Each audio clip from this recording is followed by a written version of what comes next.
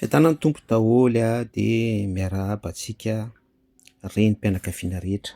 Miarahaba antsika renin-drehetra amin'ity andro izay natokana izao tontolo izao ity hoe ho fetin'ny reny. Ampita hafatra vetivety fotsiny ahakony a. Mirary soa antsika maman rehetra, isika reny rehetra.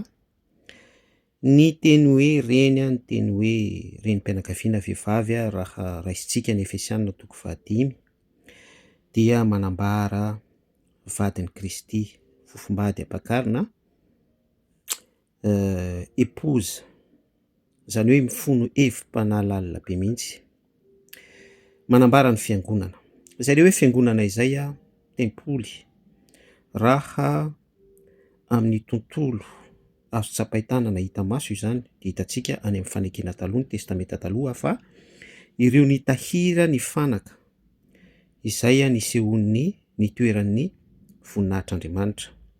Ao anatin'izany ny parvis, ao anatin'izany ny fanaovana fanatitra, ao anatin'izany ny efitra masina, ny efitra masina indrindra, ny tehirizana ny fiaran'ny fanekena. Ny tiana ambara amin'izany dia hoe ny reny ny fiangonana, ny vehivavy dia tena misy poids be mihitsy, misy lanjany be mihitsy ao amin'ny tontolo ara-panahy. Raha miverina isika any amin'ny famoronana dia fantatsika tsara fa ny s'adresser tany amin'ny reny ny devoly, satria fantatry ny devoly ny potentialité-ny reny ametrahana mission. Dia izay ihany koa no nahatonga an'Andriamanitra tsy toa ny fidy ny vehivavy ny reny ho fiangonana. Izany zavatra izany matoa ampitaina amintsika hoe afatra anonana fiadanana amintsika. Anio dia tiako ny mampatsiahy antsika hoe aoka ianao, aoka isika reny rehetra mba ho reny manome image an'ilay tempoly ny tehirizana ny fanaka, ny toeran'ny voninahitr'Andriamanitra. Reny Efesianina 5:5 ilay nolazaina teo, fofombady, vady ampakarina, vadin'i Kristy, fiangonana. Izany hoe tena ilay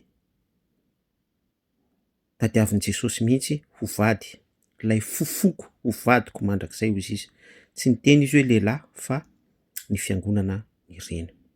Ka hoy aho hoe tononoko amintsika rehetra ny fiadanana mba ho reny, tsy ho reny le vulgaire be reny, le mirefarefa be, mpampandihy fitombenana, mpakafanahy, boridandridana eny amin'ny réseau sy ny sisa rehetrarehetra ireny, fa ho reny tena hoe ilay reny fofoky ho vadiko mandrakizay amin'ny rariny sy ny hitsiny. Izay dia mirary soa antsika reny rehetra manonona ny fiadanana averiko ihany izay, ary mampahery anareo reny célibataire,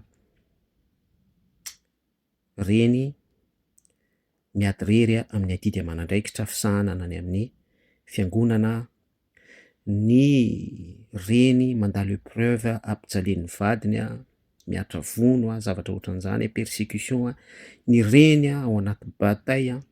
Tononona aminareo rehetra ny fiadanana, mampahery anareo misy potentialité be mihitsy ao anatinareo dia mpanjino izay miaraka amin'ny Kristy Jesosy. Izay ny hafatra, bonne fête de mer daholy, mirary soa antsika rehetra.